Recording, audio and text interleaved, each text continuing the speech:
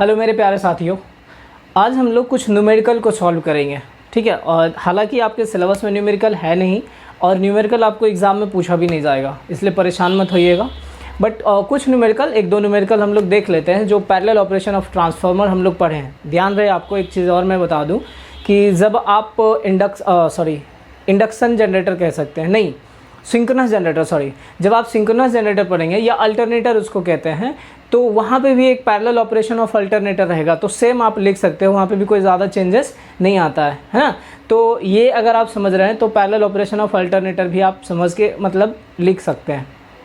ठीक, तो कुछ न्यूमेरिकल को हम लोग सॉल्व करेंगे on the basis of parallel operation of transformer. ठीक है, तो आइए देखते हैं न्यूमेरिकल को।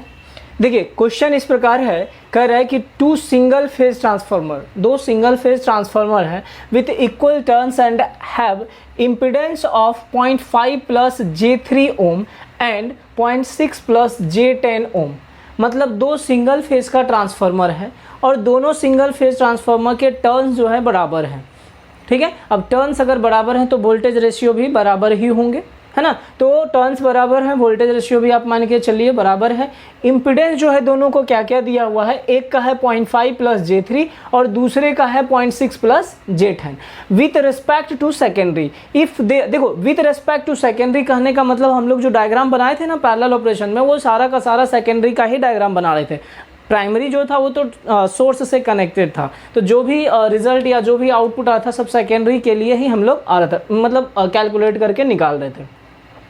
Secondary, if they operate in parallel, अगर वह दोनों पैरेलल में ऑपरेट होता है या कर रहा है, तब determine how they will share load या total load of 100 kilowatt at power factor 0.8 lagging. ठीक ना, तो यहाँ पे देखो एक चीज़ दे दिया है कि टोटल लोड जो है, जो रिक्वायरमेंट है लोड का कह लीजिए या जितना भी है, वो कितना है 100 किलोवाट है। टोटल रिक्वायरमेंट ऑफ लोड कह लीजिए या टोटल लोड कह लीजिए, वो कितना है 100 किलोवाट है या 100 किलोवाट है। उसमें पावर फैक्टर आपको दिया हुआ है कि पावर फैक्टर 0.8 लैगिंग है। क्लियर, आपसे ये पूछा जा रहा है कि दोनों ट्रांसफार्मर जो है कितना कितना शेयर करेगा। क्लियर है, कितना कितना शेयर करेगा। आप पावर जनरेशन में आप लोग पढ़े होंगे, एक आपको न्यूमेरिकल इस प्रकार का मैंने बताया भी होगा, अगर आपको याद है तो थर्ड सेमेस्टर की बात कर रहा हूँ मैं। ठीक ना, इक्वल पावर करके हम लोग बताए थे, जिसमें कि पावर शेयरिंग निकाल रहे थे कि दो अल्टरनेटर लगा हुआ है और दोनों अल्टरनेटर कितना कितना लोड शेयर करेगा। ऐसा करके कुछ क्वेश्चन हम लोग सॉल्व किए होंगे और याद होगा तो शायद। चलो नहीं भी याद है तो आओ हम यहाँ पे ध्यान देते हैं और इसको कोशिश करते हैं सॉल्व करने का। देखो कोशिश अगर सॉल्व करने का हो तो पहला स्टेप में हमारे पास जो जो डेटा दिया हुआ है उस डेटा को हम लोग लिखते हैं। तो सबसे पहले आपके पास क्या दिया हुआ है, ZA, इम्पीडेंस मैं बोल रहा हूँ Z से डिनोट करते हैं, तो ZA बोल दिया, मतलब पहले ट्रांसफार्मर जो होगा, या A ट्रांसफार्मर मान लीजिए या B ट्रांसफार्मर, दो ट्रांसफार्मर हो गए आपके, या Z1 या Z2 कर लीजिए, दिक्कत नहीं है उसमें। तो ZA हो गया आपका पास कितना दिया हुआ है 0.5 plus J3, 0.5 plus J3। Clear है। ZB जो है वो कितना दिया हुआ है 0.6 प्लस J10। पावर कितना दिया हुआ है 100 किलोवाट। पावर मतलब टोटल लोड जो है जितना कि हमें शेयर करना है ना, 100 किलोवाट। अब पावर फैक्टर दिया हुआ है क्या 0.8 लैगिंग, 0.8 पावर फैक्टर है, मतलब लैगिंग दिया हुआ है। और निकालना क्या है, शेयर, जितना भी रेटिंग है कह लो कि कितना शेयर करता है। आप पावर किलोवाट में भी निकाल सकते हैं या केवीए में भी निकाल सकते हैं। चलो पहले हम केवीए में निकालेंगे, फिर उसको हम पावर में कन्वर्ट कर लेंगे, माने कि किलोवाट में कन्वर्ट कर लेंगे। देखो तो आप जानते हो यहाँ पे कि आपको P दिया हुआ है, पावर फैक्टर दिया हुआ है, बट KVA नहीं दिया हुआ है। और आपके पास अगर फार्मूला है तो आपके पास फार्मूला याद करो, SA बराबर क्या था, SZB upon ZA plus ZB, कुछ इस प्रकार था ना, यही था ना फार्मूला। तो बताओ क्या S दिया हुआ है अपने पास, क्या नहीं। तो S अगर नहीं दिया हुआ है तो हम S कैसे निकालेंगे, तो हम ऐसा कह सकते हैं क्या, जो kilowatt equal to KVA cos phi होता है ना। अब आप समझिएगा इसको, ये फार्मूला है, formula in the sense of active power और रिएक्टिव पावर, अपरेंट पावर, ये सब पर है ना, उसी से ये निकल के आया है। तो यहाँ से हम KVA लिख सकते हैं क्या, ये क्या हो जाएगा किलोवाट अपॉन cos phi। बताओ किलोवाट कितना दिया हुआ भाई 100, अब ये cos phi कितना दिया हुआ है 0.8। अरे cos phi ही तो पावर फैक्टर कहलाता है ना, इसको आप लिख लो cos phi, है ना। ये हो गया, इसको सॉल्व करोगे तो कितना हो जाएगा 125। ये हो गया हमारा क्या KVA। समझ में आई बात क्या? इसको सॉल्व कीजिएगा। अब देखो यहाँ पे ये दिया हुआ है रेक्टेंगुलर फॉर्म में, इसको आप निकाल लो। क्या ये रेक्टेंगुलर है, इसको आप पोलर फॉर्म में निकाल लो। तो इसके लिए आपको क्या करना पड़ेगा, 1 का स्क्वायर प्लस 3 का स्क्वायर कितना हो गया है, ये हो जाएगा आपका 10 का स्क्वायर, है ना, नहीं 10 हो जाएगा। और इसको अगर निकालना है आपको तो 0.6 का स्क्वायर अब प्लस 10 का स्क्वायर। चलो इसको आप कैलकुलेट करो, मेरे पास कैलसी नहीं है ना। यहाँ पे बराबर कुछ वैल्यू आएगा, यहाँ पे भी बराबर कुछ वैल्यू आएगा। सिर्फ आप जो अमाउंट है, मैग्नीट्यूड है, उसको निकाल लीजिए। एंगल का ज़्यादा ज़रूरत नहीं पड़ेगा, हालांकि एंगल भी ज़रूरी है, ऐसा नहीं है कि एंगल का ज़रूरत नहीं पड़ेगा, क्योंकि एसी है तो एंगल चाहिए, लेकिन हम लोग मैग्नीट्यूड निकाल के सिर्फ कर लेंगे। देखो यहाँ पे कितना आ गया 125। अब बताओ ZB और ZA ZB कितना आया है, निकाल के बताओ ये कितना आया है।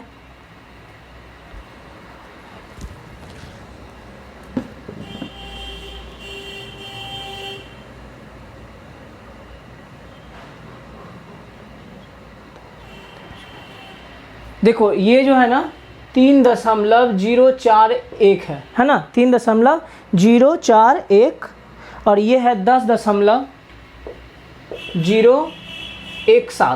10.017, ठीक है।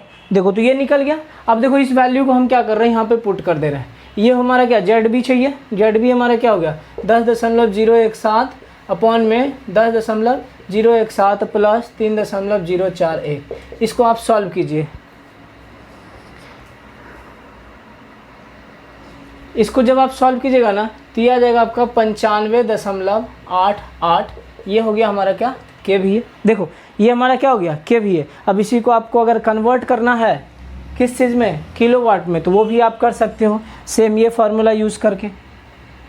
समझ में आ रही बात, KVA और cos फाई मल्टीप्लाई कर दोगे, आपका क्या आ जाएगा किलोवाट आ जाएगा। क्लियर है?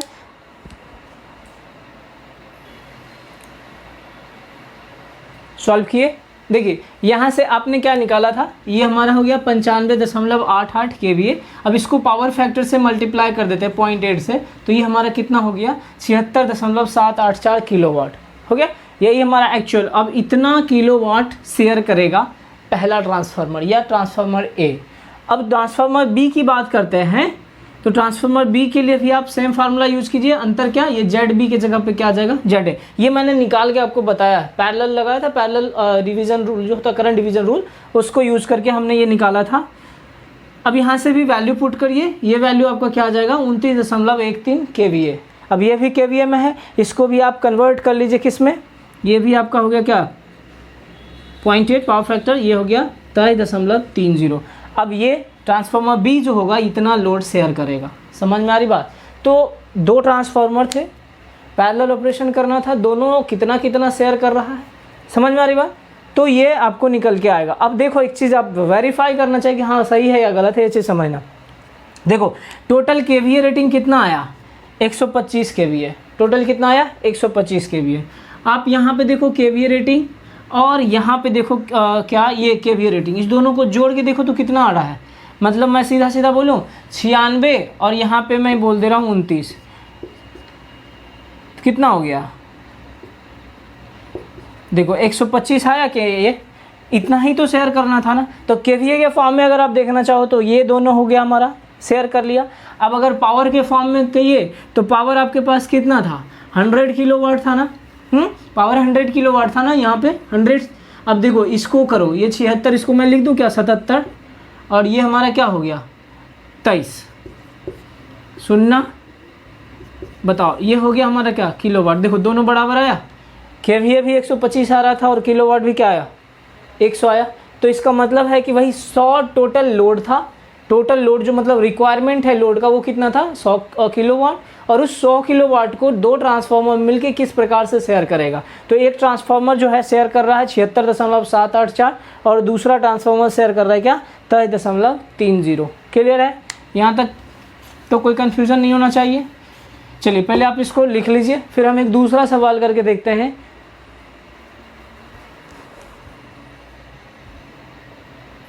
नेक्स्ट क्वेश्चन ध्यान दीजिए, इसमें भी क्या है ध्यान दीजिएगा। दो ट्रांसफार्मर है, two transformer have following characteristics. दो ट्रांसफार्मर है जिसके मतलब फॉलोइंग प्रॉपर्टी कह लीजिए, करेक्टरिस्टिक्स है। Transformer A percentage R equal to 1%, percentage X equal to 5%, कुछ नहीं, आप आर और एक्स मान लीजिए, उसको कोई चेंजेस नहीं आएगा। ट्रांसफार्मर बी है परसेंटेज आर 1.5% है ना, ट्रांसफार्मर बी 1.5% और परसेंटेज एक्स जो है कितना है 1.4%, माने कि ये आर और एक्स, ये और ये एक्स ट्रांसफार्मर बी का और ये ट्रांसफार्मर ए का। अब कह रहा है टोटल लोड इज 100 kVA, ध्यान दीजिएगा यहाँ पे 100 kVA लोड दिया हुआ है, किलोवाट में नहीं दिया हुआ है। 8.8 power factor lagging, power factor कितना है यहाँ पे 0.8 दिया हुआ है, ठीक है।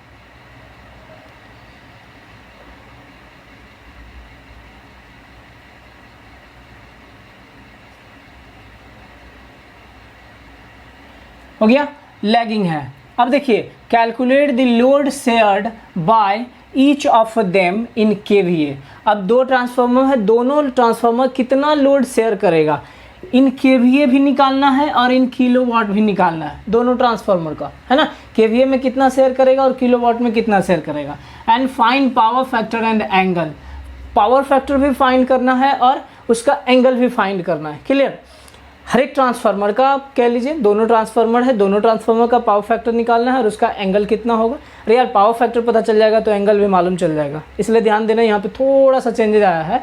और टोटल लोड जो है उसका भी एंगल कितना है, लोड का भी पावर फैक्टर कितना है वो तो दिया हुआ है, तो एंगल कितना होगा इस हिसाब से हम लोग करते हैं। देखो यहाँ पे जेड ए दिया हुआ है, सोल्यूशन की बात करें तो जेड ए दिया हुआ है आर और एक्स, माने कि 1 + j5, 1 + j5। अब इसको आप निकाल लो 1 + j5 तो ये आएगा। अब देखो ये हमारा क्या हो गया पोलर फॉर्म में। अब बोलोगे सर ये कैसे निकाले, बिल्कुल सही है, ध्यान दो कैसे निकालने का मतलब क्या, ये याद करो, अगर कोई भी रेक्टेंगुलर फॉर्म में है माने कि a + jb रहता है तो ये हो जाता है a² + b², और एंगल जो होता है इसको कह लो tan इनवर्स -b/a, ये हो जाता है। ये हमारा हो गया पोलर फॉर्म में। अगर रेक्टेंगुलर को पोलर में बदलना होगा तो ऐसे बदल सकते हो, समझ में आई बात। तो यहाँ पे भी वही काम किए हम लोग, 1 + 5² कर दिए, जिसका इसका वैल्यू सिर्फ 1 + 5² का इतना आया, और ये जो है tan इनवर्स 5 निकाल के देखना, आपका वैल्यू 78.69 आएगा। tan इनवर्स -b/a है, हालांकि b/a करो तो b का वैल्यू ये हो जाएगा, b और a, b कितना है 5 और a कितना है 1, तो 5 और 1 हो गया, तो मैंने b/a हो गया, ये निकाल लीजिएगा। सिमिलरली आप ZB के लिए भी कर लीजिए, 1 + j4 और 1.5 + 4², और ये निकाल लोगे आप इस हिसाब से ही रेक्टेंगुलर फॉर्म में। समझ में आ रही बात, यहाँ तक कोई कन्फ्यूजन नहीं होना चाहिए, बोलो क्लियर है। अब आगे देखिए, चूँकि हमें यहाँ पे फॉर्मूला अगर देखो तो SA = S ZB/ZA + ZB का ज़रूरत पड़ेगा, तो ZA ZB आप यहीं पे निकाल लो, कोई दिक्कत नहीं है, बाद में भी निकाल सकते हो, ZA ZB निकाल लेना। यहाँ सीधा सीधा जोड़ दो, 1 + 1.5 माने 2.5 और 5 4 9 J9, इसको भी आप कन्वर्ट कर लो किस में, पोलर फॉर्म में, तो ये वैल्यू आ जाएगा 9.34 एंगल में 74.76। देखो सब निगेटिव में होगा, बोले क्यों सर, क्योंकि ट्रांसफार्मर लैगिंग पे ही काम करता है ना, जितना भी लोड होगा ऑलमोस्ट लैगिंग पे काम करेगा, तो इसलिए लैगिंग पावर फैक्टर के लिए आप लोग पढ़े होंगे ट्रांसमिशन डिस्ट्रीब्यूशन में, तो वहाँ पे आपको बताया गया होगा कि ये सब क्या होगा माइनस में होगा, अगर ट्रांसफार्मर लैगिंग में होगा तो माइनस में, लीडिंग होगा तो प्लस में रहेगा। एस कितना दिया हुआ है, टोटल लोड जो है 100 kVA दिया हुआ है, और ऐसे निकालना है, SB निकालना है, एंगल निकालना है, cos φ निकालना है, पावर फैक्टर भी दिया हुआ है कितना 0.85 लैगिंग।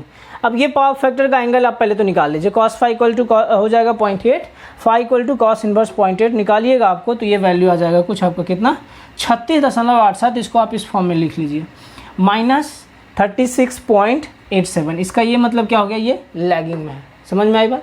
अब ये सारा डेटा आपके पास मिल गया, इसमें अभी तक आपने कुछ भी नहीं किया, अब आपको निकालना है क्या SA और SB, उसका एंगल निकालना, उसका पावर फैक्टर निकालना है, और उसी को KVA रेटिंग में भी आना चाहिए और किलोवाट में भी आना चाहिए। देखो क्या करना है, सबका एंगल, क्योंकि सब में हमें क्या है पावर फैक्टर निकालना है, तो पावर फैक्टर निकालने के लिए एंगल इंपॉर्टेंट है ना, एंगल इंपॉर्टेंट है, तो सबको इसलिए हम लोग यहाँ पे क्या किए कि पोलर फॉर्म में बदल लिए। समझ में आ रही बात, यही रीज़न है कि इसको हम क्या किए पोलर फॉर्म में बदल लिए, समझे। अब यहाँ पे आ जाओ, ये अब इसका वैल्यू रखो 100, यहाँ पे -36 कर दिए हैं, कोई दिक्कत नहीं है, हालांकि -36 कर लो, और ये 4.27 69.44 ये हो गया। और डिवाइड करोगे किससे, ये वाला 9.34 74.47, रीजन क्योंकि ZV का value upon ZA plus ZB है, ये ध्यान में रखना है ना। ये देखो ZA और ZB है, इसका वैल्यू वहाँ रखना है, और ZB का वैल्यू सिर्फ वहाँ रखना है। S का वैल्यू जो है आपका कितना है, 100 है, बट ध्यान रहे इसका एंगल कितना निकाल के लाए हो आप, 36.800, ठीक ना। चलो इसको भी हटा ही देते हैं, मान के चल रहे सब लैगिंग में है, क्लियर। तो ये क्या हो गया 100 36 इतना। अब इसको सॉल्व करना अगर आपको आता होगा तो आराम से कर सकते हैं। पोलर का मल्टीप्लिकेशन और पोलर का डिवीज़न क्या होगा, ये दोनों आपस में गुना हो जाएगा, और ये दोनों क्या होगा, जुड़ जाएगा। पोलर का मल्टीप्लिकेशन के लिए बता रहा हूँ, है ना। पता नहीं आपको पता होगा, नेटवर्क वगैरह में तो जानते होंगे। देखो अगर मान लो ए एंगल थीटा है और बी एंगल फाई है, ध्यान देना यहाँ पे बी एंगल फाई है, दोनों को अगर गुना करना है तो क्या हो जाएगा, ए क्रॉस बी, और ये हो जाएगा थीटा प्लस फाई। अब इसी में रहेगा A angle theta upon B angle phi, तो ये क्या हो जाएगा ए अपॉन बी तो होगा, ये होगा, और यहाँ पे क्या हो जाएगा थीटा माइनस फाई। समझ में आए बात। अगर गुना रहेगा तो ए और बी को गुना करेंगे और थीटा और फाई को जोड़ देंगे। अगर भागा रहेगा, भाग करना होगा, डिवीज़न करना होगा, तो ए और बी को डिवाइड करेंगे, और ये दोनों जो है हमारा थीटा और फाई, इसको दोनों को हम माइनस कर देंगे। ये रूल है आपका, है ना। पढ़े होंगे आप रेक्टेंगुलर से पोलर में बदलने के लिए, पोलर को रेक्टेंगुलर में बदलने के लिए, पोलर का डिवीज़न, पोलर का मल्टीप्लिकेशन, रेक्टेंगल का डिवीज़न, रेक्टेंगुलर का मल्टीप्लिकेशन, ये सब आप पढ़े होंगे, ठीक ना। तो इस तरह से इसको आप सॉल्व कीजिएगा। और भैया ना समझ में आए तो लास्ट में कैल्सी तो है ही, वैल्यू आप रख दो यहाँ पे, सारा वैल्यू एंगल के फॉर्म में, और जो मैग्नीट्यूड है सबको रखोगे। सॉल्व जब करोगे ना तो कुछ इतना वैल्यू आएगा, क्या आएगा, इतना। देखो यहाँ भी माइनस शो किया है, इसका मतलब कि ये भी हमारा क्या लैगिंग में होगा, सब लैगिंग में ही होगा। अब देखो यहाँ से इतना निकाले, हम क्या निकाले, KVA में आया, KVA में कितना आया 45.79। ध्यान देना, बाद में मिला लेंगे सही है कि गलत। 45.79 आया क्या KVA। अब इसी को किलोवाट में बदलना होगा तो क्या होगा KVA इंटू कॉस फाई। अब KVA आपके पास कितना आया 45.79, ठीक ना, 45.79, और किलो यहाँ पे कॉस फाई कितना है पता है क्या, नहीं। देखो यहाँ से आप कॉस फाई भी निकाल लो, ये कॉस फाई इक्वल टू क्या हो जाएगा हमारा, ये एंगल है दिया हुआ, तो जब आप कॉस फाई है ये एंगल, माने कि यहाँ ऐसा बात करो तुम, फाई इक्वल टू क्या दिया हुआ है 41.91, यहाँ से निकाल लो कॉस फाई इक्वल टू क्या हो जाएगा, माने कि कॉस 41.91, ये जब निकालोगे 0.744 आ जाएगा, समझे। तो ये हमारा क्या हो गया पावर फैक्टर, ये क्या हो गया पावर फैक्टर, क्योंकि कॉस फाई है, क्या है कॉस फाई, पावर फैक्टर होगा किसमें, लैगिंग में होगा। तो यहाँ से हमारा क्या होगा 0.744 से मल्टीप्लाई कर दिए, कॉस फाई से मल्टीप्लाई करेंगे कितना हो जाएगा, ये आ गया। अब ये 34.08, ये हमारा क्या हो गया किलोवाट। तो निकालना क्या क्या था ये ध्यान रखो, पावर फैक्टर निकल गया क्या 0.744, एंगल कितना 41.91, किलोवाट कितना 34.08, और KVA निकालना था, तो KVA में कितना शेयर कर रहा है तो 45.79। बोलो कोई दिक्कत। सिमिलरली उसी में SB के लिए दूसरे ट्रांसफार्मर के लिए करोगे तो S इक्वल टू हो जाएगा ZA upon ZA plus ZB 100। इसका वैल्यू जो भी डेटा है उसको आप बस पुट कीजिए, सॉल्व कीजिएगा तो आपका वैल्यू कितना आएगा 54.59, एंगल में आ जाएगा कितना 32.60। यहाँ भी माइनस इंडिकेट किए थे, मतलब कि लैगिंग रहा होगा। ये हो गया हमारा क्या KVA में। अब इसी में फिर निकालना है क्या किलोवाट निकालना है, तो KVA के साथ पावर फैक्टर का मल्टीप्लाई करो। देखो यहाँ पे मैंने कर दिया है, हालांकि ऊपर में स्किप कर दिया था। तो कॉस फाई हो गया, कॉस इक्वल टू क्या होगा 32.60, क्योंकि ये एंगल है हमारा। वैल्यू को पुट करो 0.84, वैल्यू हमारा कितना आ गया, ये आ गया 45.98। बताओ अब यहीं पे आपको अगर पावर फैक्टर भी लिखना है तो लिख दो 0.5 कॉस फाई इक्वल टू हो जाएगा क्या 0.84 लैगिंग। ये भी हमारा पावर फैक्टर है, लैगिंग। समझ में आया बात। तो ये हमारा क्या निकल गया पावर फैक्टर भी निकल गया। क्लियर है ये बात। हाँ तो ये था हमारा दूसरा क्वेश्चन था। और दोनों ट्रांसफार्मर कितना कितना शेयर करेगा, क्रॉस चेक करना है कि सही है कि गलत। देखो अपने पास कितना था 100 KVA था ना total load, 100 KVA total load. देखो यहाँ पे KVA कितना है 45.79, ऐसे लिख लो यहाँ पे 45.79, और यहाँ पे कितना है 54, इसको हम 46 कर देते हैं, इसको हम 54 रख लेते हैं। बताओ 54.59 ये है ना KVA। इसको जोड़ के देखो तो 6 4 10 9 1 5 4 9 1 10, बताओ 100 KVA आया। तो 100 KVA ही तो शेयर करना था, माने कि क्या है, सही है। समझ में आई बात। तो ये था क्या, दो ट्रांसफार्मर का पैरेलल किस प्रकार से करते हैं, इसको समझ में आ गया होगा। इसको पहले आप नोट कर लीजिए।